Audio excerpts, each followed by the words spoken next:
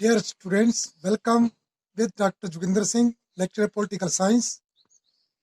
Students, हमने ग्रामीण स्तर पर स्थानीय सुशासन के बारे में पिछले वीडियो में जान लिया है। आज हम शहरी क्षेत्र में स्थानीय सुशासन, local government in urban area के बारे में जानकारी हासिल करेंगे और इसके अंतर्गत शहरी स्थानीय निकायों की रचना, जो कि 74वां संवैधानिक संशोधन के अनुसार उसकी रचना, कार्य व शक्तियां क्या है, और फिर जो शहरी व्यवस्था है वो भी ग्रामीण व्यवस्था की तरह त्रिस्तरीय है। तो उसमें नगर निगम, नगर पालिका और नगर पंचायत का गठन, योग्यता, कार्यकाल, कार्य और आय के साधन क्या है, इस पर हम विस्तार से जानकारी हासिल करेंगे। तो स्टूडेंट्स, जैसा कि हमने ग्रामीण क्षेत्र में स्थानीय सुशासन के बारे में जानकारी हासिल की थी कि संविधान में केवल अनुच्छेद 40 में व्यवस्था थी। उसके बाद 1951 में जो है वो पंचायती राज पर काम शुरू हो गया, इसमें स्थानीय सुशासन पर, और अंततः संवैधानिक प्रावधान जो है वो 1992 में संविधान के अंतर्गत 73वां और 74वां संशोधन हुआ। और उससे पहले शहरी सुशासन व्यवस्था के संबंध में मूल संविधान में कोई प्रावधान नहीं था, लेकिन 7वीं अनुसूची में, राज्य सूची में इसको शामिल कर दिया गया ताकि राज्य इस पर अपने स्तर पर कानून बना सके। और संसद ने 73वां और 74वां संशोधन 1992 में पारित किया और 20 अप्रैल 1993 को दोनों ही अधिनियम को राष्ट्रपति की स्वीकृति मिल गई और अंततः जो है वो स्थानीय स्तर पर, ग्रामीण और शहरी स्तर पर शासन की व्यवस्था कर दी गई और सभी राज्यों ने इसको 1994 में इसको लागू कर दिया। और इसमें आप देखेंगे कि जिस तरह, ये देखिए, शहरी ग्रामीण स्तर में 3 स्तर है, उसी तरह शहरी क्षेत्र में भी 3 स्तर है। ये त्रिस्तरीय है। ग्रामीण क्षेत्र में ये है ग्राम पंचायत, जनपद पंचायत जिसको पंचायत समिति, और जिला परिषद, ये 3 स्तर है। उसी तरह से शहरी क्षेत्र में भी नगर पंचायत, नगर पालिका और नगर निगम है। तो नगर पंचायत का गठन जो है वो उस क्षेत्र के लिए होगा जो पहले वहां पर ग्राम पंचायत काम करती थी और विकास होने के बाद वो शहर में तब्दील हो गया और नया शहर जो है वो, नया नगर जो है वो अस्तित्व में आया और वो क्षेत्र जो है वो नगरीय में परिवर्तन हो रहा। तो वहां पर नगर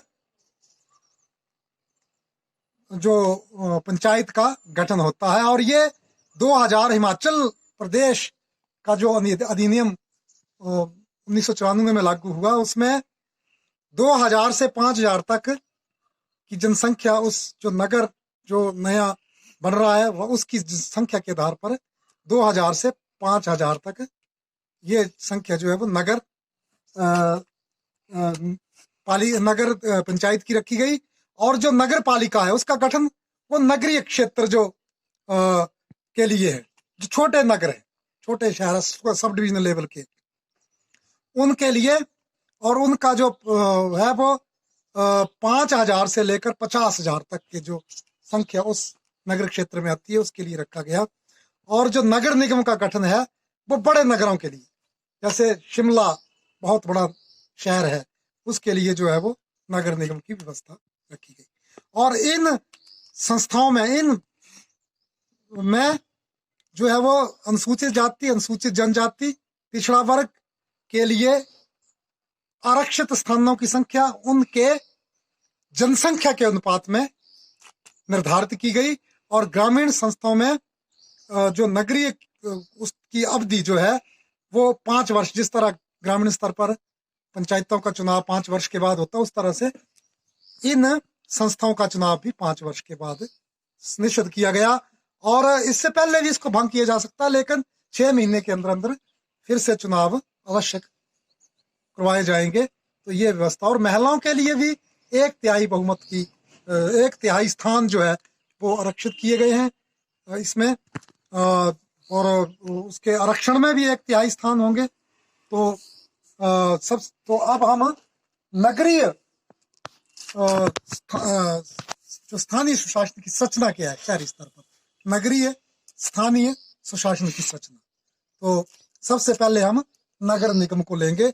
नगर निगम जो है वो बड़े नगरों में स्थापित स्वायत्त संस्थाओं को नगर निगम कहा जाता है। और नगर निगम की स्थापना जो है वो राज्य जो है वो अपने विशेष अधिनियम के द्वारा करता है। तो ये क्योंकि राज्य का विषय है, तो राज्य इस पर जो है वो अधिनियम पारित करता है।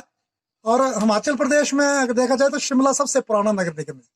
1951 से ही ये नगर परिषद और नगर पालिका का, और जब नया कानून लागू हुआ तो ये 1994 से ही ये नगर निगम है।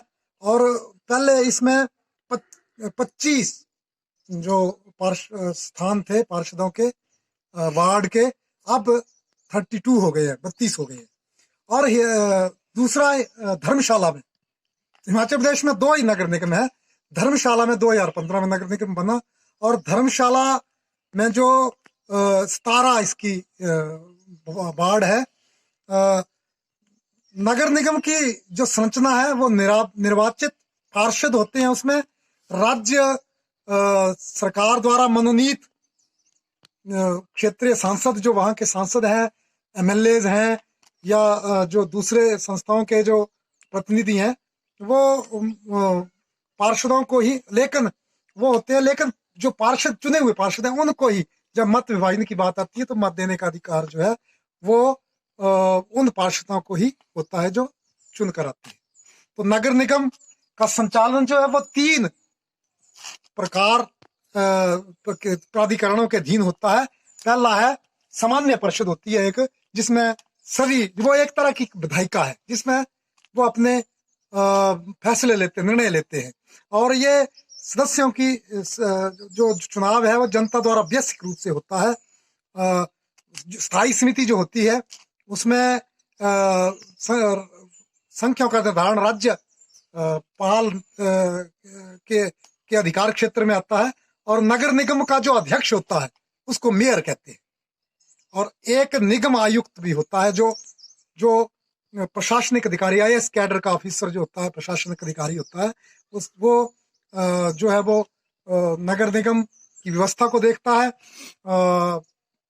और उस मेयर को हटाने के लिए जो है वो 2/3 बहुमत से उसको हटाया भी जा सकता है।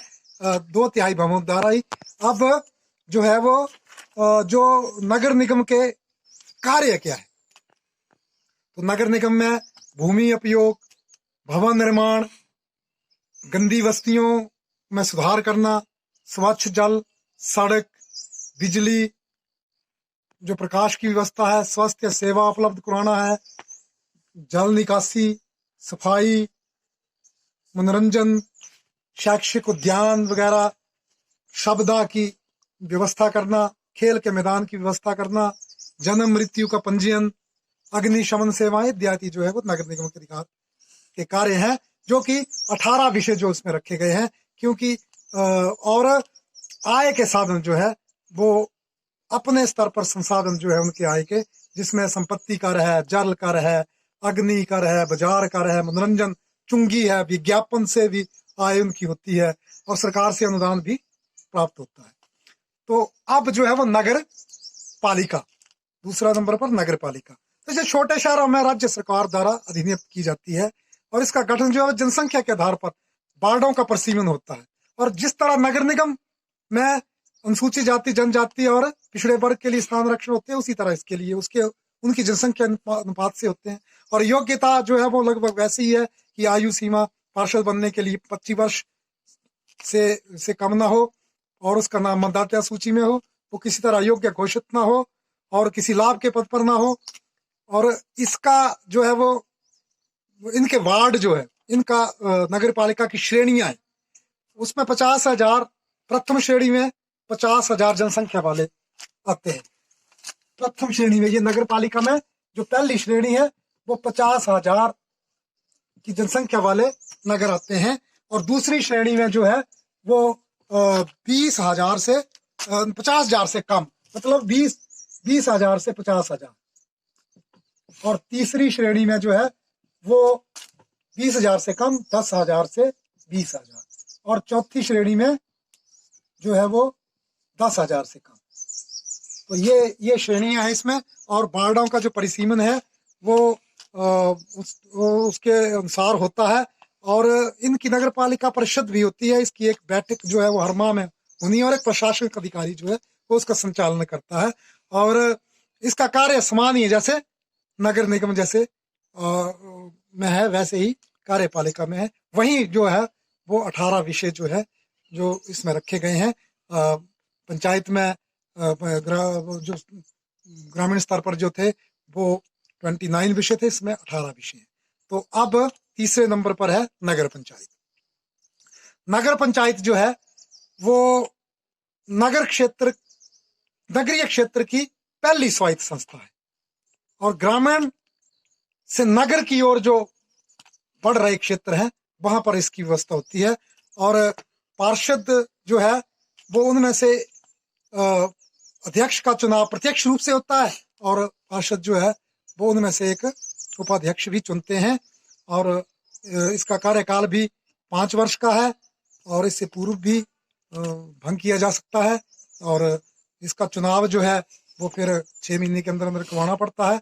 और इसके कार्य जो है वो सड़क, नाली, गलियों की सफाई करना, बिजली की व्यवस्था करना, सार्वजनिक स्थानों पर प्रकाश और जल आपूर्ति, सार्वजनिक शौचालय है, स्नानागार, अग्निशमन भी, शमशान घाट की व्यवस्था करना, जन्म मृत्यु का पंजीयन, स्वच्छता, पार्क और वाचनालय की व्यवस्था करना, ये सारी जो है वो इसमें ही आ जाती है, जिस तरह नगर निगम और नगर पालिका में है।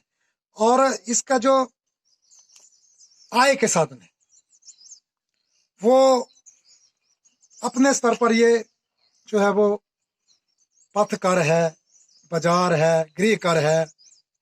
इसमें दुकानों पर, बाजारों पर, दुकानों से कर लगाना, शौचालय और स्नानागार से आय आदि जो है ये इनके आय के साधन है।